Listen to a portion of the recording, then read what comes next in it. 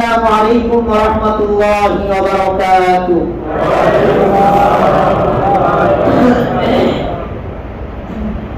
الحمد لله رب العالمين. الحمد لله الذي هدانا لهذا وما كنا لنهتدي لولا أن هدانا الله. الحمد لله الذي فضلنا على كثير من عباده المؤمنين. الحمد لله على كل حال. يا ربي لك الحمد كما ينبغي لجلال وجهك ولعظيم سلطانك. ونعوذ بالله من شرور أنفسنا ومن سيئات أعمالنا. من يهده الله فلا مضل له ومن يضلله فلا هادي له. وأشهد أن لا إله إلا الله وحده لا شريك له. وأشهد أن محمدا عبده ورسوله أرسله بالحق بشيرا ونذيرا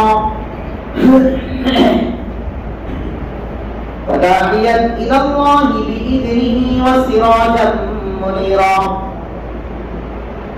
أما بعد فقد قال الله سبحانه وتعالى في كلامه المجيد والفرقان الحميد. أعوذ بالله من الشيطان الرجيم. بسم الله الرحمن الرحيم. يا أيها الذين آمنوا اجتنبوا كثيرا من الظن إن بعض الظن إثم ولا تجسسوا ولا يغتب بعضكم بعضا. أيحب أحدكم أن يأكل لحم أخيه ميتا فكرهتموه واتقوا الله إن الله تواب رحيم. وقال رسول الله صلى الله عليه وسلم الغيبة أشد من الزنا أو كما قال النبي صلى الله عليه وسلم آمنت بالله صدق الله مولانا العظيم وصدق رسوله النبي الكريم ونحن على ذلك لمن الشاهدين والشاكرين والحمد لله رب العالمين. اللهم صل على محمد وعلى آل محمد كما صليت على إبراهيم وعلى آل إبراهيم إنك حميد مجيد. اللهم بارك على محمد وعلى آل محمد كما باركت على إبراهيم وعلى آل إبراهيم إنك حميد مجيد. পিছনে খালেদ সাহেবকে জিম্মাদারি দেওয়া হয়েছে ঠিক করে বসানোর জন্য। কিছু ভাই রাস্তায় বসে পড়েছেন আর উনি বলছেন উঠে যাওয়ার জন্য, আপনারা উঠছেন না। এটা তো ভাই খুবই দুঃখজনক। অনেকে খালেদ মনে হওয়ার কারণে মানতে পারছেন না, এটা তো দুঃখজনক। এটা তো উনি ওনার দায়িত্ব পালন করছেন, কর্তৃপক্ষের দায়িত্ব পালন করছেন। এতটুকু ভদ্রতা অন্তত আমরা মসজিদে এসে করার চেষ্টা করি। উনি যাকে বলেন যেখানে বসতে বলেন ওখানে বসে পড়বো আমরা, যাকে উঠতে বলেন উঠে পড়বো আমরা। এটা মজলিসের আদব। কোরআনে আল্লাহ পরিষ্কার করে বলে দিয়েছেন, সূরাতুল মুজাদালার 11 নম্বর আয়াত আল্লাহ পরিষ্কার করে বলে দিয়েছেন যদি তোমাদেরকে কেউ মজলিসে তোমাদেরকে উঠতে বলে তো তোমরা উঠে যাবে, আর যদি তোমাদেরকে বসতে বলে তো বসবে। এজন্য একটু খেয়াল রাখা। আমাদের খাদেম সাহেব, কিছু ভাই হয়তো মনে করতেছেন উনি খাদেম, বুড়া মানুষ, বেড়াবে কি দরকার। না, এটা আপনি একটা অভদ্রতা করছেন, আল্লাহ ঘরে এসে আপনি বেয়াদবি করছেন, এটা অনুচিত, এটা ঠিক না। উনি রাস্তায় বসতে নিষেধ করছেন, অন্য ভাইদের আসা চলাফেরা যারা ওযু করবে ভিতরে এসে তাদের জন্য কষ্ট হয়ে যাবে। এগুলো খেয়াল রাখবো আমরা ইনশাআল্লাহ। আল্লাহ তৌফিক দান করুন। অনেক আমরা দেখেছি খাদেম সাহেব ভিতরে আসতে নিষেধ করে তারপরে উনি গা খেলা দিয়ে উনি ভিতরে চলে আসেন, মানে খাদেম সাহেবের কোনো দামই দেয় না। এটা তো অনুচিত হয়, কিন্তু অন্যায়। আপনার আগে এসে আপনার খতিব সাহেবের দেখা ওয়াজ শুনতে মনে হচ্ছে, আপনি আগে আসেন, আপনি মসজিদের ভিতরে ঢোকেন, মসজিদের বারান্দায় বসেন, কিন্তু পরে এসে আপনি পিছনে বসবেন, তার কথা মানবেন না, এগুলো তো ঠিক না।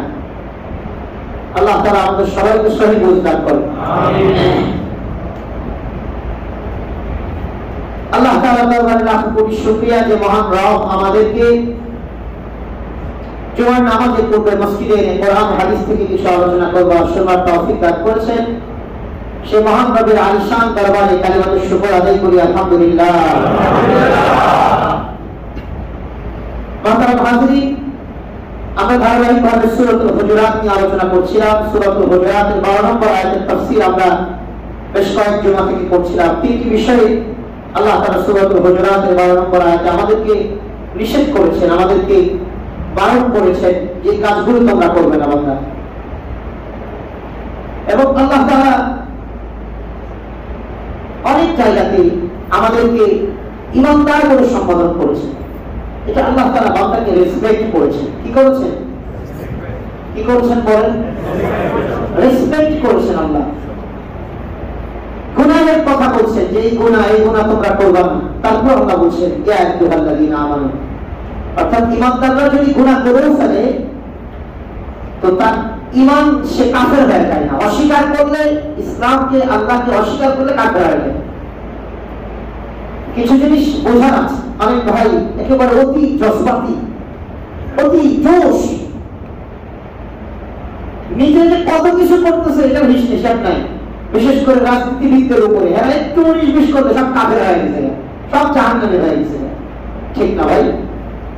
আপনি নিজেই জানেন না যে কোন কোন কারণে মানুষ জাহান্নামে যাবে, কি কি অপরাধের কারণে মানুষ জান্নাতে যাবে, সেখানে আপনি ফতোয়া দিয়ে বসে আছেন। আল্লাহ তাআলা এখানে বলছেন ইয়া আইয়ুহাল্লাযীনা আমানু, হে ঈমানদারগণ, কি সুন্দর করে আল্লাহ বোঝাচ্ছেন, ইজতানিবু, তোমরা বিরত থাকো, কাসীরাম মিনাল যন্ন, মানুষকে অধিকাংশ অনেক অনুমান করা থেকে, অনেক খারাপ অনুমান করা থেকে বেঁচে থাকো তোমরা। ইন্না বা'দাস যন্নি, নিশ্চয় কারো ব্যাপারে অনেক কুধারণা করা, খারাপ অনুমান করা এটা গুনাহ। গুনাহের কথা, গুনাহ থেকে বাঁচার জন্য আল্লাহ বলছেন। আল্লাহ কিন্তু এখানে ইয়া আইয়ুহাল ইনসান বলতে পারতেন, বান্দা বলতে পারতেন, ইনসানও বলেন নাই, বান্দাও বলেন নাই, ডাইরেক্ট বলছেন ঈমানদার। বোঝা আছে না? কথা বলেন না কেন ভাই? বোঝা আছে? বোঝা আছে। ঈমানদারেরও গুনাহ হয়ে যেতে পারে, আবার ঈমানদার যদি তওবা করে ফেলে আল্লাহ তাআলা তাকে ক্ষমা করে দিবেন।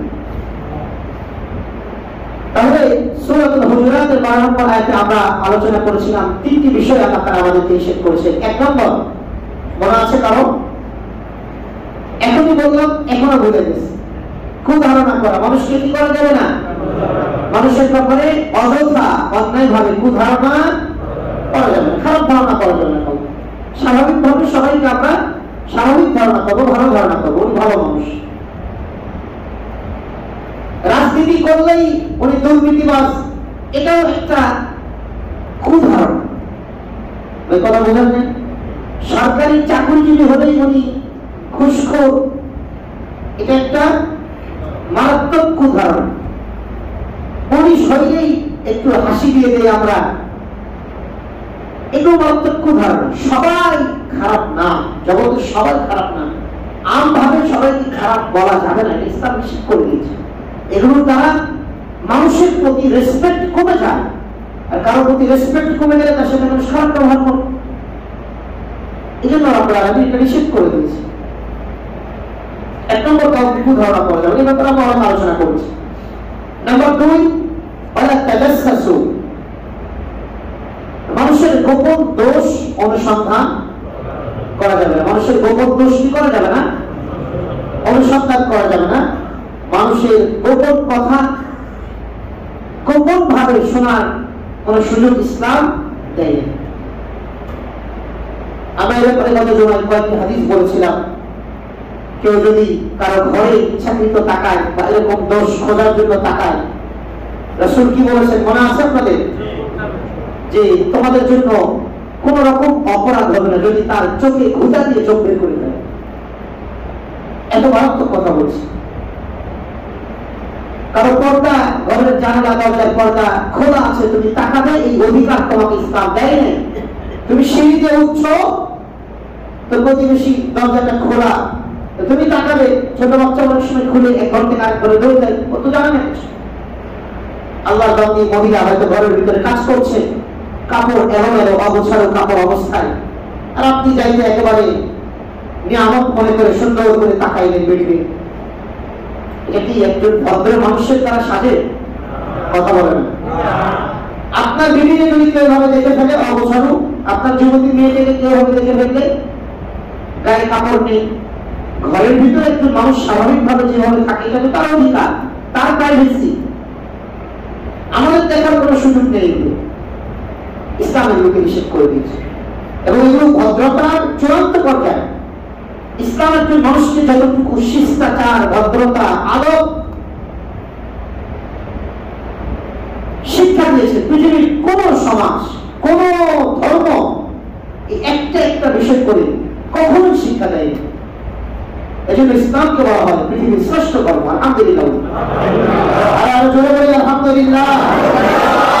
আল্লাহ তাআলা আমাদের শ্রেষ্ঠ ধর্মের অনুরাগী, অনুসারী আমাকে বানিয়েছেন। এই জন্য আমারও বলি আলহামদুলিল্লাহ। তারপরে আপনারা তৃতীয় নম্বর যে বিষয়টি বলেছেন, এই বিষয়টি সবচেয়ে বেশি আমাদের সমাজে। দ্বিতীয় নম্বর বিষয়টিও আছে, খালি হুকি ঝুঁকি মারা, এই বিষয়টাও মানতে চায় না মানুষ, বুঝতে চায় না। মূল কথা, মানুষের গোপন কোন বিষয় আমরা স্বেচ্ছায় কি করবো না, অনুসন্ধান করবো না। হযরত গাজী রাদিয়াল্লাহু তাআলা এক সাহাবীর নাম ছিলেন গাজী। হযরত গাজী রাদিয়াল্লাহু তাআলা কে তার এক প্রতিবেশী ইয়াহইয়া রাহমাতুল্লাহ তিনি এসে বলছেন যে হযরত আমার প্রতিবেশী লোকগুলো এত পরিমাণ মদ পান করে, প্রতি রাতে মদ খেয়ে দিয়ে আসা মাতলামি করে, আমি কি পুলিশ ডেকে তাদেরকে ধরিয়ে দিব কিনা? হযরত গাজী রাদিয়াল্লাহু তাআলা বললেন যে না, তুমি এই কাজ করবে না, এই কাজ করো না, তুমি তার গোপন দোষ অনুসন্ধান করো না। আরেকজনের ঘরে কি খায় পয়লা রয়েছে এটা তোমার দেখার সুযোগ নাই, এটা দেখার বলা হয় না। কয়েকদিন পরে আবার হযরত ইয়াহইয়া রাহমাতুল্লাহ এসে বললেন যে হযরত গাজী রাদিয়াল্লাহু তাআলা বলছেন যে হযরত আমার প্রতিবেশীর ব্যাপারে তো আমি আর পারছি না, তাদের পেহারা নিতে পারছি না, তারা মদ পান করে এত পরিমাণ আমাদেরকে ডিস্টার্ব করছে যেটা ভাষায় প্রকাশ করার মতো নয়। আমি কিন্তু শেষ পর্যন্ত পুলিশ ডেকে তাদেরকে ধরিয়েই দিব। হযরত গাজী রাদিয়াল্লাহু তাআলা বললেন আল্লাহ রাসূল নিষেধ করেছেন কারো গোপন দোষ অনুসন্ধান করতে, তুমি এই কাজ করো না। তোমাকে তার জিম্মাদারি দেওয়া হয়নি, প্রশাসন আছে। হ্যাঁ, যদি তারা সমাজে বিশৃঙ্খলা সৃষ্টি করে, প্রকাশ্যে দেখো বিশৃঙ্খলা করছে, দশের ক্ষতি করছে, সমাজে ত্রাস সৃষ্টি করছে, হ্যাঁ তুমি তাহলে তাদেরকে গ্রেফতার করিয়ে দাও। কারণ রাসূল সাল্লাল্লাহু আলাইহি ওয়াসাল্লাম বলেছেন যদি তুমি কোন ব্যক্তি গোপন দোষ অনুসন্ধানের পিছনে লেগে যাও, তাহলে তুমি সেই ব্যক্তি এবং জাতি এবং তুমি নিজেকে ধ্বংসের দ্বার প্রান্তে ঠেলে দিবে। আপনি আমারটা দেখেন, আমি আপনারটা দেখবো না, এই কথা বলেন না। আপনি যদি আমার পিছনে লাগে তা আমি কি করবো? আমি বসে থাকবো? আপনি আমার পিছনে লাগছেন, আমিও আপনার পিছনে 10টা লাগাই দিব, আপনি আবার 15টা লাগাই দিবেন, শেষ পর্যন্ত ফলাফল কি? মারামারি, কাটাকাটি, হানাহানি, এটা যদি দেবে সমাজ। যেন ইসলামের মধ্যে নিষেধ করছে। হ্যাঁ, প্রকাশ্যে কেউ মদ পান করছে, প্রকাশ্যে লোকটা ইন্তিজার, প্রকাশ্যে সে মেয়েদেরকে উত্তপ্ত করে, প্রকাশ্যে কথাগুলা করছে অন্যের ক্ষতি করার মতো, তাদেরকে ধরিয়ে দেন, কোনো অসুবিধা নেই, গুনাহ হবে না। কারণ এগুলো মানুষের সমাজে ত্রাস সৃষ্টি করছে, সমাজে ফাসাদ সৃষ্টি করছে। ফিতনা যারা লাগায় তাদের বিরুদ্ধে অ্যাকশনে যাওয়া ইসলাম এটাকে বন্ধ করেছে। কারণ আল্লাহ তাআলা কোরআনে বলেছেন আল ফিতনাতু আশাদ্দু মিনাল কতল, ফিতনাটা হচ্ছে হত্যার চেয়ে মারাত্মক অপরাধ। আল ফিতনাতু আশাদ্দু মিনাল কতল, কোরআনে এসেছে এটা, সূরাতুল বাকারার মধ্যে আল্লাহ পরিষ্কার করে বলে দিয়েছেন। এজন্য আমরা খেয়াল রাখবো ইনশাআল্লাহ, কারণ গোপন দোষ অনুসন্ধান করবো না তো ইনশাআল্লাহ। আমাকে এই জিম্মাদারি দেওয়া হয়নি ভাই, আমাকে এটা কি করা হয়নি, আল্লাহর পক্ষ থেকে জিম্মাদারি দেওয়া হয়নি। হ্যাঁ, সরকারি ভাবে যদি কারো বিরুদ্ধে লেগে দেওয়া হয়, এটা সরকার বুঝবে, সে বুঝবে, আমাদের এখানে দেখার কোনো সুযোগ নেই। হ্যাঁ, আমরা একটু খেয়াল রাখতে হবে যে আমার দ্বারা যেন অন্য কোনো ভাই, আমি যেন কারো ক্ষতি করার পিছনে লেগে না পড়ি, মনে থাকবে তো ইনশাআল্লাহ। তারপরে আল্লাহ তাআলা তৃতীয় নম্বর যে বিষয়টা বলছেন, এই বিষয়টা হচ্ছে আমাদের দেশে সবচেয়ে বেশি চলে, সেটার নাম কি বলেন তো? সবচেয়ে বেশি চলে কি? সবাই জোরে বলেন, আরেকটু জোরে বলেন, আরেকটু জোরে বলেন। গীবত মানে, তো গীবত তো আরবি শব্দ, বলা ইয়াগতাব বা'দুকুম বা'দান, ইয়াগতাব, গীবত এটা আরবি শব্দ, কি অর্থ? পরনিন্দা, পরের সমালোচনা করা, অন্যের দোষ ত্রুটি কি করা, আরেকজনকে বলে বেড়ানো। ইসলাম এটাকে টোটালি হারাম করেছে, আর আমরা সবচেয়ে বেশি এটার মধ্যে কি করে আছি, এটার মধ্যে আমরা করে আছি। আল্লাহ তাআলা রব্বুল আলামিন সূরাতুল হুজুরাতের 12 নম্বর আয়াতে শেষ তৃতীয় নম্বর যে বিষয়টি আমাদের আলোচনা করে জানিয়েছেন, রব্বুল আলামিন আমাদেরকে জানিয়েছেন ওয়ালা ইয়াগতাব বা'দুকুম বা'দা।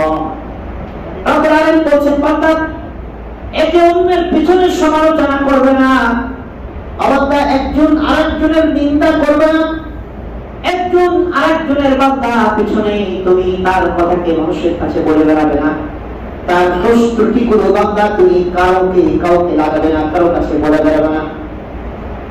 আল্লাহ তাআলা রব্বুল আলামিন মুফাসসিরিনে কেরাম তাফসীরে মাযহারিতে একজন মানুষের ব্যাপারে সামান্য একটু কথাও যদি আমরা পিছনে বলি, সেটাও গীবত হয়ে যায়। কতটুকু পরিমাণ কথা বললে গীবত হয়ে যায় শুনুন। তাফসীরে মাযহারিতে আল্লামা কাজী সানাউল্লাহ পানিপতি রাহমাতুল্লাহি রাহমাতান ওয়াসিআ লিখেছেন, সূরাতুল হুজুরাতের 12 নম্বর আয়াতে, 12 নম্বর আয়াত নাযিল হওয়ার প্রেক্ষাপট ছিল এই আল্লাহ হাবিব সরকার দু জাহান নবী মুহাম্মদ আরবি সাল্লাল্লাহু আলাইহি ওয়াসাল্লাম কোন জায়গায় যদি যুদ্ধের জন্য লোকজন পাঠাতেন, কোথাও যদি যুদ্ধের জন্য যাত্রা করতেন, যেখানে গিয়ে মঞ্জিল হবেন, প্রথম মঞ্জিল, দ্বিতীয় মঞ্জিল, তৃতীয় মঞ্জিল, এমন মঞ্জিল গুলিতে গিয়ে যেখানে গিয়ে দাঁড়াবেন, যেখানে গিয়ে রেস্ট নিবেন, বিশ্রাম নিবেন কাফেলা, এমন জায়গাগুলিতে আল্লাহ হাবিব সরকার দু জাহান নবী মুহাম্মদ আরবি সাল্লাল্লাহু আলাইহি ওয়াসাল্লাম একটা পদ্ধতি বানিয়ে দিয়েছিলেন। একটা নিয়ম ছিল এই, দুজন ধনাঢ্যশালী ব্যক্তির জন্য রাসূল আরবি সাল্লাল্লাহু আলাইহি ওয়াসাল্লাম একজন নিম্নমানের, নিম্নবিত্ত, অর্থনৈতিকভাবে খুবই সাহাবীকে দুজন ধনাঢ্যশালী সাহাবী খাদেম বানিয়ে সেই জায়গাতে আগে পাঠিয়ে দিতেন। দুজন ধনী সাহাবী একজন খাদেম এভাবে ভাগ করে দিলেন। হযরত সালমান ফারসি রাদিয়াল্লাহু তাআলা আনহু এমন দুজন ধনী সাহাবী এক জায়গায় যাত্রা করবেন কাফেলা, এমন দুজন ধনী সাহাবীর খাদেম হিসাবে, সেবক হিসাবে রাসূল আরবি সাল্লাল্লাহু আলাইহি ওয়াসাল্লাম হযরত সালমান ফারসি রাদিয়াল্লাহু তাআলা আনহুকে পাঠালেন। অন্যান্য গরীব সাহাবীরাও যাদের খেদমত করবে আগেই চলে গেলেন, কেননা ওই জায়গাতে গিয়ে তাদের যারা মনিব আছেন তাদের খাবার দাবার এবং আনুষঙ্গিক বিষয়গুলো তাদের জন্য প্রস্তুত করে রাখবেন। এই ব্যবস্থাপনা ইসলামের প্রাথমিক যুগে ছিল। হযরত সালমান ফারসি রাদিয়াল্লাহু তাআলা আনহু দুজন ধনী ব্যক্তির খাদেম হিসাবে, সেবক হিসাবে আগেই চলে গেলেন। ওই জায়গাতে যাওয়ার পরে তিনি সামান্য বিশ্রাম নিতে গিয়েছিলেন। বিশ্রাম নিতে গিয়ে আর করতে পারেন নাই, শরীরের ক্লান্তির কারণে একেবারে কড়া ঘুম চলে এসেছে, এত পরিমাণ ঘুমিয়েছে। দুজন যে তার মনিব ছিল, সেই দুজন মনিবের জন্য কিছু করতে পারেন নাই। এভাবে হয়তো খাবার দাবার পাক করতে পারেন নাই, তাবুটাও ঠিক মতো হয়তো কাটতে পারেন নাই। হযরত সালমান ফারসি রাদিয়াল্লাহু তাআলা আনহুর ঘুমন্ত অবস্থায় তার দুজন মনিব, তার দুজন ধনাঢ্য ব্যক্তি, যেই যাদের তিনি খাদেম, তারা পৌঁছে গেলেন এবং কাফেলার অন্যান্য সাথীরাও পৌঁছে গেল। কাফেলার অন্যান্য সাথীরা পৌঁছার পরে ওই দুজন ধনাঢ্য ব্যক্তি হযরত সালমান ফারসি রাদিয়াল্লাহু তাআলা আনহুকে বলছেন, ও সালমান, আমাদের খাবার দাও, আমরা ক্লান্ত শ্রান্ত। হযরত সালমান রাদিয়াল্লাহু তাআলা আনহু বললেন, ও আল্লাহর নবীর সাহাবী, আমি তো এসেছিলাম আপনাদের খেদমত করার জন্য, কিন্তু আসার পরে আমাকে ক্লান্তি এমন ভাবে গ্রেফতার করেছে, এমন ভাবে ধরেছে, আমি ক্লান্তির কারণে ঘুম এসে পড়েছে এবং এমন ঘুম দিয়েছে, আপনারা এসে আমাকে জাগ্রত করে দিয়েছেন, এখন তো খাবারের কোনো ইন্তজাম হয়নি, ব্যবস্থা নেই। দুজন সাহাবী বললেন, আমাদের তো ক্ষুধা লেগেছে, সালমান তুমি দ্রুত যাও, হযরত যায়েদের কাছে যাও, হযরত উসামা বিন যায়েদের কাছে যাও রাদিয়াল্লাহু আনহুমা। উসামা বিন যায়েদের কাছে হয়তো আমাদের জন্য, তার কাছে হয়তো উদ্বৃত্ত কোনো খাবার থাকবে। আর তখন হযরত উসামা ইবনে যায়েদ কে রাসূলের কে হন, কে বলতে পারেন? হ্যাঁ বলেন না, মাঝে মাঝে জিজ্ঞাসা করি, বারবার বলি, শুধু বয়ান একটা দিয়েই জায়গা না কিছু মনে রাখেন আপনারা। আর বারবার দু একদিন বলছেন উসামা ইবনে যায়েদ রাসূলের কে হন? রাসূলুল্লাহ সাল্লাল্লাহু আলাইহি ওয়াসাল্লামের পালক পুত্রের ছেলে, পালক পুত্রের ছেলে। যায়েদ ছিলেন তার পালক পুত্র, আর যায়েদের ছেলে হযরতে উসামা রাদিয়াল্লাহু তাআলা। তার ব্যাপারে একদিন আলোচনা করেছিলাম সংক্ষিপ্ত করে। হযরতে উসামা বিন যায়েদ রাদিয়াল্লাহু তাআলা এর কাছে হযরতে সালমান ফারসি রাদিয়াল্লাহু তাআলাকে পাঠানো হলো। হযরতে সালমান ফারসি রাদিয়াল্লাহু তাআলা রাসূল আরবি সাল্লাল্লাহু আলাইহি সাল্লামের কাছে গেলেন। যাওয়ার পরে আত্মকথিত ঘটনা খুলে বললেন। আত্মকথিত ঘটনা খুলে বলার পরে রাসূল আরবি সাল্লাল্লাহু আলাইহি ওয়াসাল্লাম বললেন, যাও উসামা ইবনে যায়েদের কাছে যাও, হতে পারে তার কাছে কোনো খাবার থাকতে পারে, তার কাছে কোনো খাবার থাকলে তুমি সেই খাবারটিকে নিয়ে যাও। আল্লাহ তাআলা বান্দা হযরত উসামা ইবনে যায়েদ রাদিয়াল্লাহু তাআলা তখন রাসূল আরবি সাল্লাল্লাহু আলাইহি ওয়াসাল্লামের খাদেম হিসেবে ওই যুদ্ধে এসেছেন। তাবু গাড়ার দায়িত্ব এবং খাবার দাবার পরিবেশনের দায়িত্ব ছিল হযরত উসামা ইবনে যায়েদ রাদিয়াল্লাহু তাআলা। হযরত সালমান ফারসি রাদিয়াল্লাহু তাআলা উসামা ইবনে যায়েদের কাছে গেলেন, খাবারের কথা জিজ্ঞাসা করলেন। তিনি বললেন, ভাই আমাদের তো সমস্ত খাবার শেষ হয়ে গিয়েছে। হযরত সালমান রাদিয়াল্লাহু তাআলা ওই দুজন সাহাবীর কাছে আসলেন। আসার পরে বললেন যে, ভাই উসামা ইবনে যায়েদের কাছে তো কোনো খাবার নেই। ওই দুজন সাহাবী তখন বললেন, উসামা ইবনে যায়েদ তো এমন করতে পারে না, তিনি তো এমন করতে পারেন না, তিনি তো খাবার না দিয়ে থাকতে পারেন না, কিন্তু তিনি খাবার দিলেন না কেন? উসামা ইবনে যায়েদ রাদিয়াল্লাহু তাআলা সত্য কথাই বলেছেন, কিন্তু তারা বিশ্বাস করছিলেন না। হযরত সালমান ফারসি রাদিয়াল্লাহু তাআলা বললেন, যাও আশপাশে অন্য কোন সাহাবীর কাছে খাবার, অবশিষ্ট খাবার আছে কিনা। সকল সাহাবীরা সেই ক্লান্ত হওয়ার কারণে সকলেই খাবার দাবার শেষ করে ফেলেছেন। হযরত সালমান ফারসি রাদিয়াল্লাহু তাআলা অন্যান্য সাহাবীর কাছে গেলেন। যাওয়ার পরে খাবারের কথা জিজ্ঞাসা করলেন, তার কাছে অবশিষ্ট খাবার ছিল না। সালমান ফারসি রাদিয়াল্লাহু তাআলা দুজন সাহাবীর কাছে আসলেন, এসে বললেন, আল্লাহর নবীর সাহাবী, আমি তো কারো কাছে অবশিষ্ট খাবার পেলাম না। ওই দুজন সাহাবী তখন বললেন, ও সালমান, তুমি দেখছি এমন ব্যক্তি, পানি ভর্তি কূপের কাছেও যদি তোমাকে পাঠানো হয়, সেই কূপও না জানি শুকিয়ে যায় কিনা। একটু ভিড় লাগাই দিন, পানি ভর্তি কূপের কাছে তোমাকে পাঠাবে কিনা, এটাও হয়ে যাবে, এটাও শুকিয়ে যাবে তোমার এই পরিস্থিতি। তখন এই দুজন সাহাবী খুঁজতে খুঁজতে হযরত যায়েদ রাদিয়াল্লাহু তাআলার কাছে গেলেন। তাকে আগেই সন্দেহ করেছিলেন তার কাছে খাবার আছে কিনা। তার কাছে যাওয়ার পরে দেখলেন কোনো ধরনের খাবার নাই। অতঃপর তারা রাসূল আরবি সাল্লাল্লাহু আলাইহি ওয়াসাল্লামের কাছে গেলেন। রাসূল আরবি সাল্লাল্লাহু আলাইহি ওয়াসাল্লামের কাছে যেতে দেরি আল্লাহর হাবিব বললেন, আসো আসো, তোমরা তো আজকে মনে হয় খুব ভালো করে গোস্ত দিয়ে খাবার খেয়েছ, তোমরা ভালো করে কি দিয়ে খাবার খেয়েছ? আমার তো মনে হচ্ছে তোমরা খুব ভালো করে গোস্ত দিয়ে খাবার খেয়েছ, তোমাদের গন্ধ আসছে, এমন ঘ্রাণ আসছে। সাহাবীরা আশ্চর্য হয়ে গেলেন। সাহাবীরা বললেন, ইয়া রাসূলুল্লাহ, ইয়া হাবিবাল্লাহ, গোস্ত তো দূরের কথা, খাবারের অনুভূতিতে খাবারের তাড়নাই করছি একজনের কাছ থেকে আরেকজনের কাছে। আল্লাহর হাবিব বললেন, না না, তোমরা গোস্ত দিয়ে খাবার খেয়েছ, কেননা তোমরা কিছুক্ষণ আগে সালমানের বদনাম করেছ, আর তোমরা উসামা ইবনে যায়েদের জীবন দিয়েছ, তোমরা উসামা ইবনে যায়েদের জীবন দিয়েছ, আর তোমরা সালমানের জীবন দিয়েছ। এজন্য আমি দেখছি তোমাদের জবান থেকে গোস্তের দুর্গন্ধ আসছে। আল্লাহ তাআলা রব্বুল আলামিন সূরাতুল হুজুরাতের 13 নম্বর আয়াতের শেষ নিষেধাজ্ঞার ব্যাপারে বলেন, ওয়ালা ইয়াগতাব বা'দুকুম বা'দা, আল্লাহ তোমরা একে অপরের সমালোচনা করবে না, একে অপরের পরনিন্দা করবে না। বান্দা তুমি কি এটা পছন্দ করো? আইহিব্বু আহাদুকুম আন ইয়াকুলা লাহমা আখিহি মাইতান ফাকারিহতুমু, বান্দা তুমি কি এটা পছন্দ করো? বান্দা তোমাকে তোমার মৃত ভাইয়ের গোশত খাওয়াটা কি বান্দা তুমি পছন্দ করো নাকি?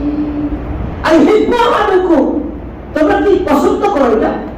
আইয়াকুলা লাহমা আখিহি মাইতান ফাকারিহতুমু, যে তোমাদের এক ভাই মারা যাবে আর সেই মৃত ভাইয়ের গোশত খাওয়াটা তোমরা পছন্দ করো?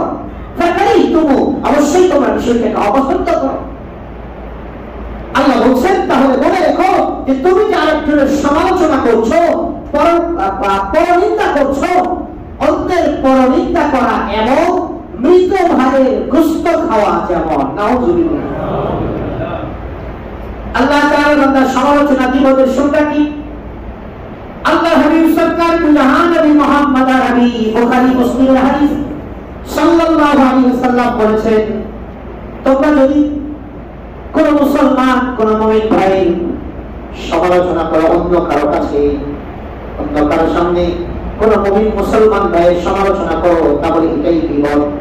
সাহাবী বললেন, ইয়া রাসূলুল্লাহ, আমি তার ব্যাপারে যে কথাটি বললাম, এই কথাটি আসলে যদি তার ভিতরে থাকে, এই কাজটি যদি আসলে সে করে থাকে, আমি তো সত্য কথাটাই বলছি, তার ব্যাপারে মিথ্যা বলছি না। রাসূল আরবি সাল্লাল্লাহু আলাইহি ওয়াসাল্লাম বললেন, শুনে রাখো, যদি তার ব্যাপারে সত্যটাই বলো অন্যকে, যদি তার ব্যাপারে সত্যটাই বলো অন্যকে, এটাই হবে গীবত, সমালোচনা। আর যদি তার ব্যাপারে মিথ্যা বলো, তথা তার ভিতরে যে অন্যায়টি নেই, দোষটি নেই, সেটা বানায় বলে অন্যকে যদি তুমি বলো, তাহলে এটা হবে তহমত। আগেরটা হবে গীবত, পরেরটা হবে তহমত। তহমত মানে কি? তার ব্যাপারে আপনার হচ্ছে অপবাদ দেওয়া। কি দেওয়া? সূরাতুল হুজুরাতের 11 নম্বর আয়াতে 3টি বিষয় ছিল, তার মধ্যে একটা অপবাদ ছিল না? কথা বলে না? আল্লাহ তাআলার বান্দার জন্য কারণ করে আমরা বেশিরভাগ জীবনটা শুরু করি, ভাই যেটা বলছেন সত্য কথা, বেশিরভাগ এই কথাটা বলে আমরা শুরু করি। আর এটা এমন একটা গুনাহ, আহা, হুজুর বলেন, খেজুর বলেন, ইমাম বলেন, মুসল্লি বলেন, রাজা বলেন, প্রজা বলেন, মালিক বলেন, শ্রমিক বলেন, মাস্টার বলেন, ছাত্র বলেন, পৃথিবীর কোন মানুষ নাই যে এই ঝামেলা থেকে মুক্ত থাকে। কথা ভুল বলছি? কথা ভুল বলছি? আল্লাহ তাআলা বান্দা রব্বুল আলামিন সূরাতুল হুমাযার মধ্যে কি বলেছেন? ওয়াইলুল লিকুল্লি হুমাযাতিল লুমাযা। রব্বুল আলামিন বলেছেন, দুর্ভোগ তাদের জন্য, জাহান্নাম তাদের জন্য, যারা মানুষের পিছনে সমালোচনা করে, যারা মানুষের পিছনে সমালোচনা করে। হুমাযাতিল লুমাযা।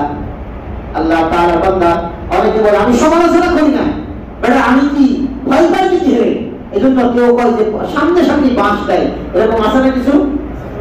লোকটাকে বুঝিয়ে বলতে হতো বিষয়টা, পার্সোনাল একটা অপরাধ করে ফেলছে, একটা ভুল হয়ে গেছে, লোকটাকে যদি বুঝিয়ে বলে যে ভাই কাজটা করবেন না, বা এবারটা এটা ভাবে না, ওটাও ভাবে না, ভাই মানুষের ক্ষতি হয়, বা এটা হচ্ছে এটা হচ্ছে, কিন্তু হে বাহাদুরি দেখা এ বাঁশ দেয়, কই আমি কি বেটারে ভয় করি নাকি, আমি তাহলে সামনাসামনি যা করছি। আপনিও জাহান্নামে যাবেন। একজন মানুষকে সামনাসামনি কষ্ট দেওয়া, এই জন্য আপনিও জাহান্নামে যাবেন। আল্লাহ আমাদের হেফাজত করে। আল্লাহ বলছেন ওয়াইলুল লিকুল্লি হুমাযাতিল লুমাযা। ওয়াইলুলের ব্যাখ্যায় মুফাসসিরিন একরা বলছে জাহান্নামে একটা নিম্ন স্তরের নাম হয় ওয়াইল নামক জাহান্নাম, একটা নিকৃষ্ট জাহান্নাম। আল্লাহ তাআলা বলেন বিরোধ করা যাবে না, আর কোন বান্দার দোষ দেখার পরে তাকে সামনাসামনি বাঁশও দেওয়া যাবে না। যদি লোকটি শুধরানোর মতো পরিস্থিতি থাকে, যদি লোকটি কিসের মতো পরিস্থিতি থাকে, এগুলোর কিছু প্রেক্ষাপট আছে, এগুলোর কিছু কি আছে, প্রেক্ষাপট আছে। মানুষের সামনে আপনি একজনকে অপমান করছেন, এই অপমান করার সুযোগ তো রব্বুল আলামিন আপনাকে দেন নাই। হ্যাঁ, লোকটি যদি চোর হয়, ডাকাত হয়, দুর্নীতিবাজ হয়, অন্যায়কারী হয়, তাহলে বলতে পারেন, আগে শুধরানোর জন্য বলবেন, কিন্তু শুধরাই না, তারপরে আপনি তার বিরুদ্ধে লিখতে পারেন, কোনো অসুবিধা নেই, তার বিরুদ্ধে বলতে পারেন, কোনো সমস্যা নাই।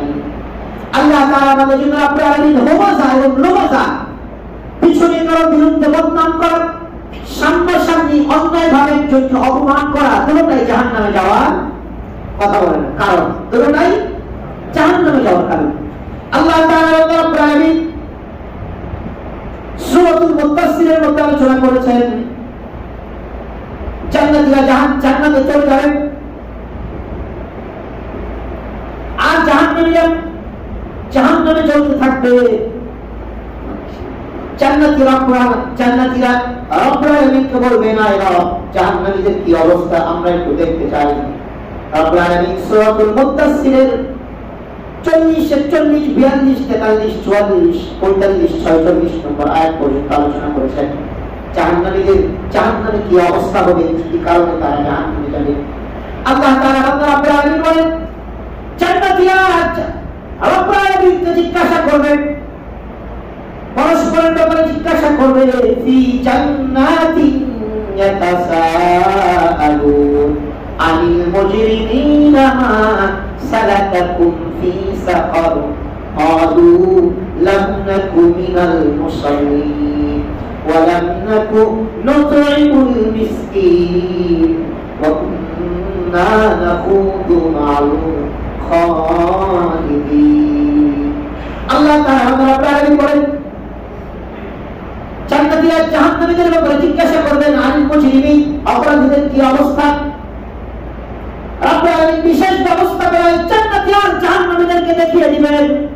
জান্নাতীরা জাহান্নামীদেরকে দেখবে, জাহান্নামীদের অবস্থা দেখতে থাকবে। রব্বুল আলামিন জান্নাতীরা জাহান্নামীদেরকে দেখার ব্যবস্থা করে দিবেন, এবং যে জান্নাতী দুনিয়াতে যে যাকে চিত্ত পরিচিত জাহান্নামীকে জান্নাতী চিনে ফেলবে। দেখার পরে জান্নাতীরা জাহান্নামীদেরকে বলবে, মা সালাকাকুম ফি সাকার, মা সালাকাকুম ফি সাকার। ও জাহান্নামীরা, তোমরা তোমাদেরকে কোন অপরাধের কারণে রব্বুল আলামিন জাহান্নামে নিক্ষেপ করেছেন, কোন অপরাধের কারণে তোমরা জাহান্নামে এসেছো। জাহান্নামীরা তখন 4 থেকে 5টি অপরাধের কথা বলবে। এই কান খুলে শুনে নেন, যদি অপরাধগুলো আমার ভিতরে থেকে থাকে শুধরিয়ে নেই।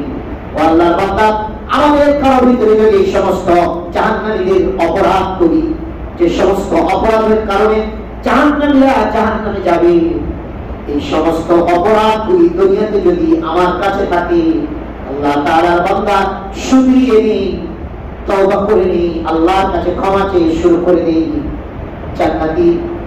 জান্নাতে যাওয়ার আমলগুলো শুরু করে দেই, জাহান্নামী আর জাহান্নামে যাওয়ার আমলগুলোকে বর্জন করে দেই। আল্লাহ তাআলা বান্দা জাহান্নামের 1 নম্বর বলতে অনেকগুলো বদ আমল, আমাদের অনেকগুলো বদ আমলের কারণে আমরা জাহান্নামে এসেছি।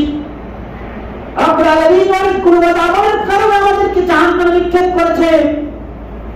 তার মধ্যে উল্লেখযোগ্য 1 নম্বর বদ আমল ছিল ক্বালু লাম নাকু মিনাল মুসাল্লিন।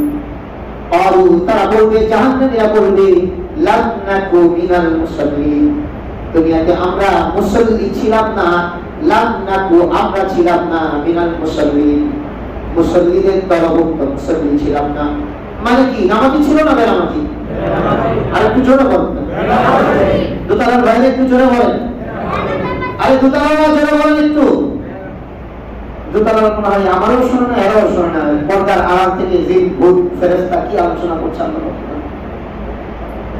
আল্লাহ তাআলা বান্দা রব্বুল আলামিন বলছেন জাহান্নামীরা বলবে লাম নাকু মিনাল মুসাল্লিন, আমরা দুনিয়াতে এক নম্বর বেনামাজি ছিলাম, নামাজি ছিলাম না। বেনামাজি হওয়ার অপরাধে রব্বুল আলামিন আমাদেরকে এক নম্বর জাহান্নামে নিক্ষেপ করেছেন।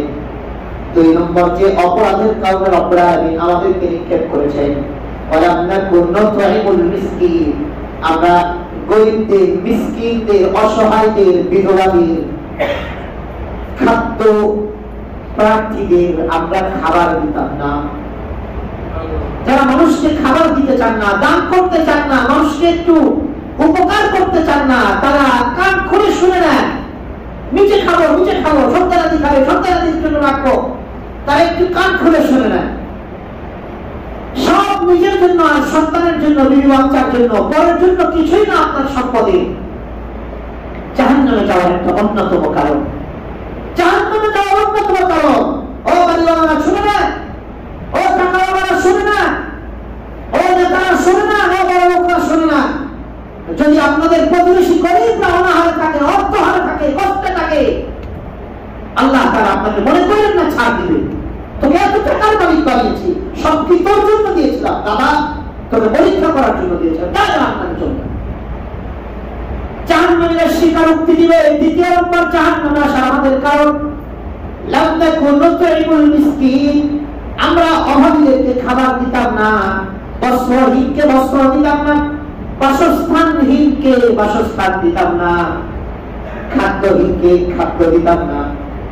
চিকিৎসা প্রাপ্ত এমন একজন গরিব মিসকিনকে আমরা চিকিৎসার ব্যবস্থা করতাম না। আল্লাহ তাআলা রব্বুল আলামিন বলেন ওয়ালাম নাকু নুতঈমুল মিসকিন, জাহান্নামীরা বলবে আমরা দুনিয়াতে মিসকিনদের জন্য সহানুভূতিশীল ছিলাম না, আমরা মিসকিনদের জন্য সহানুভূতিশীল ছিলাম না। কোন কথাই গরিবদের জন্য, অসহায় এতিম বিধবাদের জন্য সহানুভূতিশীল ছিলাম না। আর আল্লাহর বান্দা ঘরের মধ্যে আকিকা হচ্ছে, ঘরের মধ্যে ওলিমা হচ্ছে, ঘরের মধ্যে একটু ভালো মন্দ খাবার রয়েছে, পাশে কোনো এতিমখানা থাকলে হয়তো সবাইকে দেওয়ার মতো আমার তৌফিক নাই।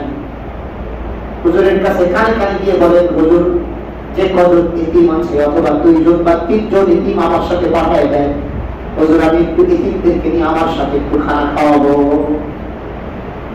পারা যায় না এটা? পারা যায় না এতটুকু কাজ? সব তো নিজে খান, মানুষকে তো খাওয়া নিলে আল্লাহর বান্দাগুলো কোরআন পড়ে, সামর্থ্য থাকলে তাদেরকে দেন। আর যদি সামর্থ্য না থাকে অন্তত হুজুরের কানে কানে গিয়ে বলেন যে হুজুর আমি তো এত সামর্থ্য নাই, 1 জন 2 জন 5 জন এতিম হুজুর আমাকে দেন, আমার বাসায় একটু ডাল ভাত ইন্তজাম করছে, আয়োজন করেছি, কিছু ভাইকে মেহমান বানিয়েছি, তো হুজুর একটু এতিম দেন, একটু অসহায় দেন, একজন আলেম দেন, একজন হাফেজে কোরআন দেন, যারা আমার খাবারটাকে কোরআন পড়বে, আল্লাহর ইবাদত করবে, এগুলো আমার জন্য সাক্ষী হয়ে থাকবে। আল্লাহ তাআলা কোরআনে বলেন জাহান্নামীরা বলবে লাম নাকু নুতঈমুল মিসকিন, জাহান্নামে যাওয়ার উল্লেখ আরেকটি কারণ, উল্লেখযোগ্য কারণ, অসহায় অভাবীদের, মিসকিনদেরকে আমরা কখনো খাবার দিতাম না।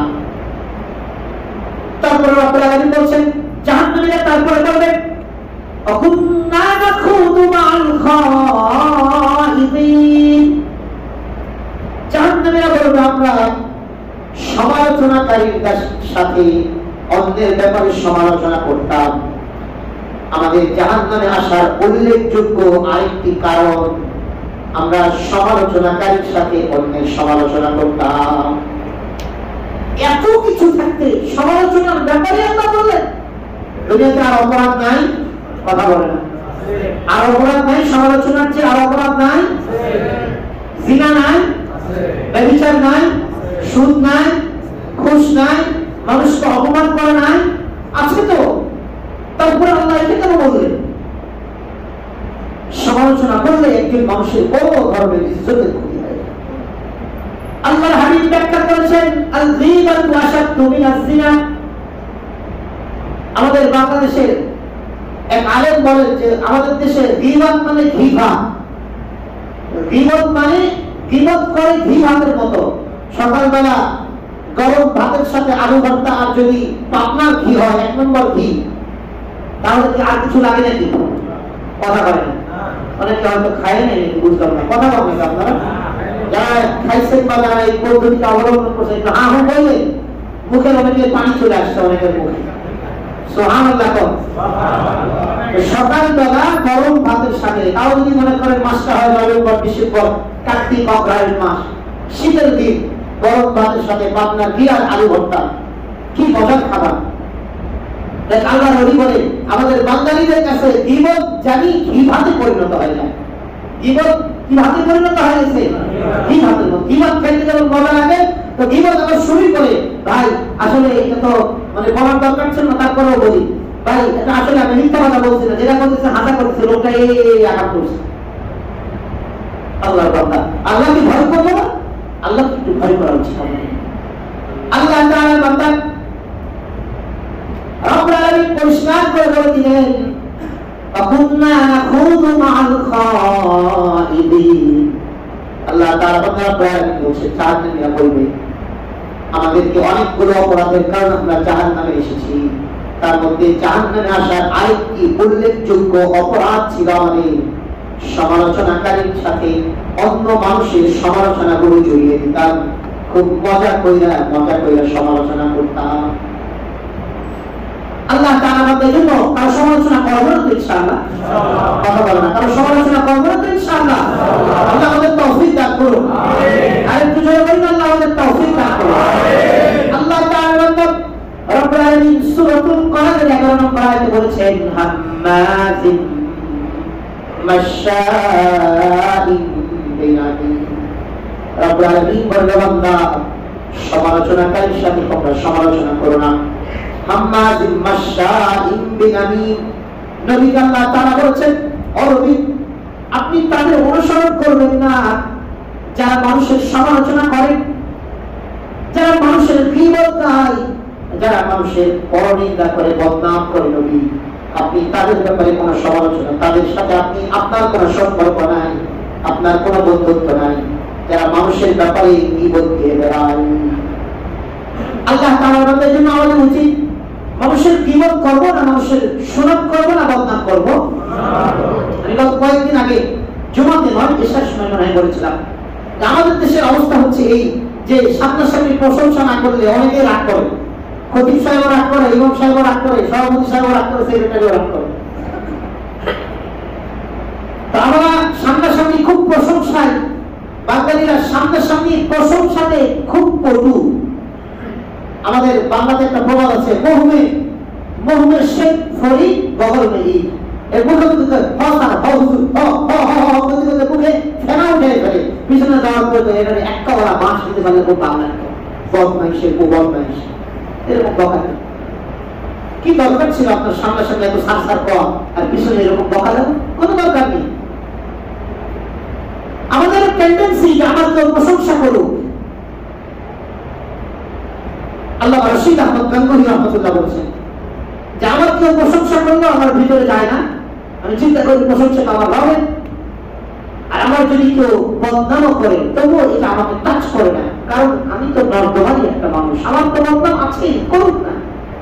আর আমার খুশি লাগে ওই গীবতকারী ওই ভাই তার সমস্ত আমলগুলো আমার আমল নামে দিয়ে দিল। গীবতকারীদের জন্য কিয়ামতের দিন একটা ভয়াবহ পরিণতি হবে, এই হাদিসে পরিষ্কার করে এসেছে। গীবতকারীরা কিয়ামতের দিন যারা মানুষের সমালোচনা করে, গীবতকারীরা বড় কালে কিয়ামতের দিন যাদের গীবত করেছে তারা কি বলবে, এই লোকটা আমার সমালোচনা করেছে, আমার ইজ্জতের পাংচার করেছে, ইজ্জত নষ্ট করেছে, আমার সমালোচনা করে আমার ইজ্জত নষ্ট করেছে। রব আল্লাহ বলবেন আর খাতায় নেকি আছে, নেকি দাও, নেকি দাও, নেকি দাও, নেকি দাও। ও আসছে, ও আসছে, ও আসছে, গীবত করছে, নেকি দাও, গীবত করছে, নেকি দাও। নেকি দিতে দিতে দিতে দিতে আল্লাহর বান্দা এত পরিমাণ নেকি ছিল জান্নাতে পৌঁছে গিয়েছিল। জান্নাতের একটা অধীনে এসে জান্নাতের ফয়সালা হয়ে গিয়েছে, না সে জান্নাতে যাবে। কিন্তু দুনিয়াতে নামাজ ছিল ভালো, রোজা ছিল, হজে হাজি সাহেব ছিলেন, সব ঠিক ছিল, মানুষের সমালোচনা করতেন। পুটুর পুটুর পুটুর পুটুর হারাদিন খেলেও মানুষের কি দরকার। আমাদের শহরের মানুষগুলো তবুও সবাই কম পায়, কিন্তু দুঃখজনক গ্রামের মানুষ এ ব্যাপারে এতই মনে করে FCPS ডিগ্রিধারী, বাংলাদেশের ডিগ্রি নয়, একবারে FCPS লন্ডন থেকে ডিগ্রি করে আসে। গ্রামের চার দোকানে কোনো আড্ডা জমেই না কারো সমালোচনা করা ছাড়া। কথা কি ভুল বলছি? কথা ভুল বলছি? আল্লাহ হেফাজত করে না আমাদের সবাই, আল্লাহ গায়েব না করে। কারণ ব্যাপারে কথা বলার আগে একটু খামোশ হয়ে যায়, কারণ তার ব্যাপারে আমার কেউ ঠিকাদারি দিছে, কেউ টাকা দিছে যে তুই এর ব্যাপারে আলোচনা করবি, তোর ৫,০০০ দিলাম মাসে, কেউ টাকা দিছে কেন? আপনি এত ঠিকাদারি নিয়ে করেন কেন? নিজের উপর আপনার একটু দয়া হয় না? আজকে সমালোচনা করছেন, কিয়ামতের দিন লজ্জানাঠন হয়ে উঠবেন। রাসূল বলেছেন সাল্লাল্লাহু আলাইহি ওয়াসাল্লাম, জান্নাতের ফয়সালা হয়ে গেছে, লোকটি জান্নাতে যাবে, যার জীবন করছে সে এসে দাঁড়াবে, আপনি তাকে জান্নাতের ফয়সালা করছেন, দেখেন এই যে আমার সম্মানের পাঞ্চার করছে, আমার ইজ্জত নষ্ট করেছে বিপদ দিয়ে মানুষের কাছে বলে বলে। আল্লাহ বলবেন নেকি দাও, নেকি দিয়ে দাও। আরেকজন আসবে, আবার তার থেকে নেকি দেওয়া হবে, আবার আসবে, আবার নেকি দেওয়া হবে, দিতে দিতে লোকটার সমস্ত নেকি শেষ হয়ে যাবে। নাউজুবিল্লাহ বলুন। তবুও তার, সে এত পরিমাণ মানুষের সমালোচনা করেছে, তবুও তার নেকি দিয়ে নেকি শেষ। এখন অন্য লোকেরা এসে বলবে আল্লাহ আমারও তো সমালোচনা করছে। লোকটি বলবে তোমার নেকি করবে, আল্লাহ নেকি তো নাই, দিতে দিতে সব শেষ। রব্বুল আলামিন বলবেন যার সমালোচনা করেছো তার গুনাহ নাও, এখন তার কি করো? গুনাহ নাও। और गुनाह নিলেন, और गुनाह নিলেন, और गुनाह নিলেন, और নিতে নিতে নিতে নিতে আল্লাহ তাআলার বান্দা যার জান্নাতের ফয়সালা হয়ে গিয়েছিল, এখন তাকে আল্লাহ ফয়সালা দিয়ে দিল সে জান্নাতে চলে যাবে। শুধু জীবনকারীদের ব্যাপারে আসছে। সম্মানিত ভাই, নিজের খেয়ে নিজের পরে কোনো দরকার আছে কারো ব্যাপারে আলোচনা সমালোচনা করা? কারো ব্যাপারে যদি কোনো কথা থাকে তাকে গিয়ে বলেন যে ভাই আপনার ব্যাপারে এই বিষয়টা শুনলাম, এই বিষয়টা একটু ক্লিয়ার করেন, বা এরকম একটা বদনাম শুনলাম, এরকম একটা কথা শুনলাম, ভাই একটু আমাদেরকে জানালে আমাদের জন্য ভালো হতো। আপনাকে মহব্বত করি, ভালোবাসি, আপনার নামে একটা বদনাম শুনলে আমাদের কাছে কষ্ট লাগে, আপনি একটু আমাদেরকে ক্লিয়ার করেন। তার কাছ থেকে ক্লিয়ারেন্স হওয়ার পরে আমাদের তো আর কোনো কথা থাকতে পারে না। ইসলাম বলে সামনাসামনি কারো প্রশংসা করো না। রাসূল আলাইহিস দুটো হাদিস বলছে, একটা বলেছেন তুমি যার সামনে প্রশংসা করলে তাকে শেষ করে দিলে, তাকে ধ্বংস করে দিলে তুমি। আর একটা হাদিসে বলেছে যদি কেউ তোমার সামনে প্রশংসা করে তাহলে তুমি একটু মাটি নিয়ে মুখের মধ্যে মেরে দিবে। মাটি নিয়ে কি করবা? মুখের মধ্যে মারবা। ইসলাম বলে পিছনের প্রশংসা যদি ভুল থাকে তো সামনে বলো, ভুল থাকলে কি বলবো? সামনে বলো। সামনে বলো মানে আয়নার মতো বলো। কার মতো বলো? কথা বলে না। আয়না চিনেন? আয়না মিরর, মিরর ইংরেজি মতো অনেকে আয়না মতো। মিরর আয়নার মতো বলো। আয়নার মতো বলো মানে আয়না আমাদের দোষ ধরে যায় না? চুলগুলো এলোমেলো আছে, দাড়িগুলো উস্কো উস্কো আছে, নাকের মধ্যে ময়লা লেগে আছে, এগুলো তো সব আয়না বলে দেয়। অন্যকে বলেন আমাকে শুধু বলে, কথা বলে না। আয়নাকে আরেকজনকে বলে দেয় না, আমাকেই শুধু বলে। আয়না তো আমাকেই বলে। আমি দাঁড়ালে আয়না চিৎকার করে ঘরের সবাই বলে তোর চুলটা তো কেমন বান্দরের মতো লাগতেছে, তো দাড়িগুলো কেমন উস্কো উস্কো হয়ে গেছে, নাকে ময়লা, চোখের মধ্যে কি তো, এগুলো তো আয়না অন্যকে চিৎকার করে বলে, আয়না নীরবে বলে। এই জন্য হাদিসে রাসূল আলাইহি সাল্লাল্লাহু আলাইহি ওয়াসাল্লাম বলেছেন আল মুমিনু মিরআতুল মুমিন, এক মুমিন আর এক মুমিনের আয়না স্বরূপ। আল্লাহু আকবার। এক মুমিন আর এক মুমিনের আয়না। মুমিন আয়নার দিকে তাকালে আয়না যেমন তার দোষ বলে দেয়, অন্যকে বলে না। দোষ বলে কিন্তু অন্যকে বলে না, কারণ অন্যকে বললে তার ইজ্জত নষ্ট হয়ে যাবে। তো আমরা মুমিন ভাইয়ের দোষ দেখেছি, তো মুমিন ভাইয়ের সামনে গিয়ে বলি ভাই এই বিষয়টা একটু মনে হচ্ছে কেমন, কোরআন হাদিসের বাইরে মনে হচ্ছে, উনি যদি না মানতে চায় তো চলেন আমরা দুজনে একজন আলেমের কাছ থেকে বিষয়টা একটু জেনে নিই ভাই, আপনাকে যেহেতু ভালোবাসি, আপনি এরকম ভুল করলে আমাদের খারাপ লাগে, কষ্ট লাগে, তাই বলা যাবে না ইনশাআল্লাহ। সামনাসামনি প্রশংসা না সামনাসামনি দোষ ধরব? দোষ ধরব, তবে অন্যকে তাকে বেইজ্জতের জন্য না, তাকে শুধরাবার জন্য। তাকে কিসের জন্য? শুধরাবার জন্য। অন্যকে বলে না, তাকে শুধরাবার জন্য। এবং কেউ যদি দোষ ধরে নেয় তাহলে পক্ষে তাকে ধন্যবাদ দিবে। কেউ গীবত করলে তার প্রতি খারাপ লাগতে পারে, কেউ দোষ আপনাকে ব্যক্তিগতভাবে বললে একজন শিক্ষিত জ্ঞানী মানুষ, মূর্খ মানুষ তার উপর রাগ করতে পারে। জ্ঞানী মানুষ কখনো রাগ করবে না।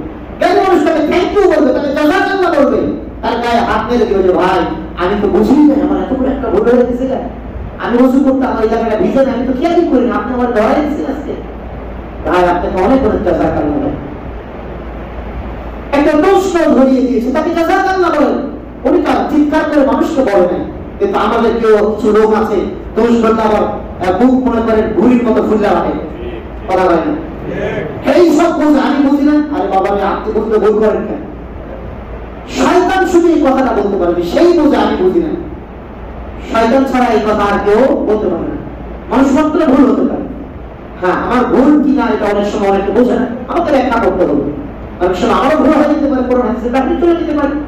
যদি তো ধরিয়ে দেয় আবার ফিরে আসতে হবে, আমার মনে থাকবে তো ইনশাআল্লাহ সবার তো ভাই। তাহলে গীবতের মতো একটা নিকৃষ্ট গুনাহের কাজ রাসূল কি বলেছেন জানেন? আল গীবাতু আশাদ্দু মিনাজ জিনা। রাসূল আরবী সাল্লাল্লাহু আলাইহি ওয়াসাল্লাম বলেছেন গীবত হচ্ছে জিনার থেকেও মারাত্মক নিকৃষ্ট। ব্যাখ্যা এসেছে এটা কেন বললেন রাসূল? এটা কেউ যদি জিনা করে তার ভিতরে একটা অনুতপ্ততা আসে, তার ভিতরে একটা অনুভূতি আসে, এত বড় মারাত্মক গুনাহ করলাম, আল্লাহর সাথে নাফরমানি করলাম, আল্লাহ না জানি নারাজ হয়ে যায় কিনা, না জানি জাহান্নামে যায় কিনা, এই অনুশোচনা থেকে তার ভিতরে তওবা ইস্তেগফার, আল্লাহ আমাকে মাফ করে দাও। আর যারা গীবত করে, জিনার থেকে গীবত নিকৃষ্ট কেন? গীবত নিকৃষ্ট কয়েকটি কারণে, তার মধ্যে উল্লেখযোগ্য কারণ হচ্ছে যারা গীবত করে তাদের ভিতরে অনুশোচনাই আসে না যে আমি বড় ধরনের একটা গুনাহ করে ফেলেছি। তাই কথা ঠিক না ঠিক? তো কারোর ভিতরে যদি অনুশোচনা না আসে তাহলে আবার তার ভিতরে ইস্তেগফার আর তওবা কিভাবে আসবে? সেটা এই গুনাহ থেকে ফিরে আসবে না, তওবা করবে না, তওবা করবে না ফিরে আসা, সে তো ইস্তেগফার করবে না, আল্লাহর কাছে ক্ষমা চাইবে না। এজন্য রাসূল আরবী বলেছেন আল গীবাতু আশাদ্দু মিনাজ জিনা, থেকে এটা খারাপ। এবং জিনা মানুষ দিনের বার চাইলে 1000 বার করতে পারে না, 500 বার করতে পারে না, 200 বার করতে পারে না। কিন্তু গীবত এমন একটা বিষয় যে এটা মানুষ বারবার করতে পারে। হযরত মাইমুন রাদিয়াল্লাহু তাআলা একজন সাহাবী, তিনি তার একটা শব্দের ব্যাখ্যা তিনি বলেছেন, আমাকে একজন ব্যক্তি এক রাত্রে দেখি হাবশী গোলাম মরা মৃত অবস্থায় আছে, আমার বলা হচ্ছে খাও এর গোশত খাও। তাই বললাম ভাই আমি এর গোশত খাবো কেন? মৃত মানুষ, মানুষ এক নম্বর, 2 নম্বর আমার মৃত, আমি তার গোশত খাবো কেন? স্বপ্নের মধ্যে তাকে বলা হলো তুমি কি লোকটা গীবত করো নাই? তুমি তো তার গোশত খেয়েছো, তুমি কি তার গীবত করো নাই? হযরত মাইমুন রাদিয়াল্লাহু তাআলা বলেন না ভাই আমি তার তো কোনোভাবেই আমি তার গীবত করি না, আমি তাকে চিনিও না, জানিও না। তখন তাকে বলা হলো যে এই গোলামে তুমি গীবত করো নাই, এটা ঠিক আছে, কিন্তু অমুক মজলিসে তুমি বসেছিলে, সেই মজলিসে এই গোলামের গীবত করা হয়েছিল, তখন তুমি সেটা শুনে মজা অনুভব করেছিলে। এই মজা অনুভব যে করলে গীবত শুনতে কিন্তু খুব মজা লাগে, কথা বলে না যে হুজুর প্রকাশ দিয়া সবগুলো খানা করে দিচ্ছে, আরে বক্তা কারে বলে এমন দেওয়া দিচ্ছে ভাই খালি শিখছে। দেখবেন আমরা তো ওয়াজ করি, আমরা বুঝি মাঠ গরম করতে কারো বিরুদ্ধে করতে 2 মিনিটে মাঠ গরম হয়ে যায়, কথা বোঝেন না? আর সরকারের বিরুদ্ধে বললো তো মাত্র 3 মিনিটে গরম, সরকারের বিরুদ্ধে বলে 5 মিনিট, 1 মিনিট লাগে। 1 মিনিটে মাঠ গরম কাটায় তোমার বড় বড় করে সরকারি লোকজন থেকে ধরে নিয়ে চলে যাবে কোথায়? দুনিয়ার জাহান্নামে। বিষয়টা হচ্ছে আমরা কাউকে শোধরাবো, কাউকে বাঁশ দিব না, ওরা থাকবে ইনশাআল্লাহ। আমরা আপনার বান্দাদেরকে শোধরানোর চেষ্টা করবো, বাঁশ দেওয়া হবে, তরফ নিয়ে বলা, ভালোবাসা নিয়ে বলা, ওরা থাকবে তো ইনশাআল্লাহ। অনেক সময় আমরা পারি না, কিন্তু গীবত কয়েক শ্রেণীর জন্য করা যায়। 1 নম্বর হচ্ছে যারা নিজেরা গুনাহ করে আবার প্রকাশ করে, এটা গীবত করা যাবে। নাম্বার 2, যার কারণে দেশের ক্ষতি, দশের ক্ষতি, যার কারণে কিসের ক্ষতি? দেশের ক্ষতি, দশের ক্ষতি, অমুসলিম মুমিন উম্মার ক্ষতি, এদের গীবত করা যাবে। আরেকটা হচ্ছে যারা কোরআন হাদিসের অবব্যাখ্যা করে, কোরআন হাদিসের কি করে? অবব্যাখ্যা করে, তাদের বিরুদ্ধে বলা যাবে, কোনো অসুবিধা নেই। তাদের বিরুদ্ধে বলার অর্থ যে জনগণকে আমরা সতর্ক করছি এই ফিতনার মধ্যে যেন আপনারা কেউ যাবেন না। আজকে বা কালকে একটা ভিডিও দেখলাম আমাদের দেশে তথাকথিত সুন্নি গ্রুপের, কি গ্রুপ? কথা হয় না, সুন্নি গ্রুপ, চিনেন তো ভালো করে? আরে বাপরে বাপ, নাউজুবিল্লাহ। একজন বলতেছে আসুন আমরা সকলে মিলে বেশি বেশি করে শিরক করি, যেন শিরকের ওসিলায় আমাদের আল্লাহ ক্ষমা করে দেন। লা হাওলা ওয়ালা কুওয়াতা ইল্লা বিল্লাহ। আমি শুনে আমার শরীর কাঁপতেছিল, কত বড় বেয়াদব, এত বড় বড় গাড়ি, আপনি নাম বললে চিনবেন, মানে গলা কাইটা হত্যা করছে এই দেশের মানুষ। চ্যানেল আই একজন ছিল না, নুরুল ইসলাম না কি জানো, আরো 10-12 বছর আগে হত্যা করছে। হ্যাঁ, ফারুকি নুরুল ইসলাম ফারুকি, তার আলোচনা শুনলাম। তাকে চ্যানেল আই এর বিশাল বড়, তিনি একজন কি সেলিব্রিটি ছিল, সেলিব্রিটি মৌলবী। সে বলছে আসুন আমরা বেশি করে শিরক করি, যেন শিরকের ওসিলায় আল্লাহ আমাদের ক্ষমা করবে। ফাজলামি তো তামাশা তো একটা লিমিট থাকে। ওই ভিডিওটাতে কোন আল্লাহর ওলি কাটসাট করে সমস্ত ভণ্ড ভান্ডারি গ্রুপের একটু নতুন বেরোছে না কি, বুকের ভিতর মেশিন গান কি হয়েছে না হয়েছে, এগুলো সহ কি দেয় না দেয়, মানে তাদের ড্রেস স্ট্রাকচার, তাদের কথা, তাদের কার্যক্রম সবই কোরআন সুন্নাহর বিরুদ্ধে।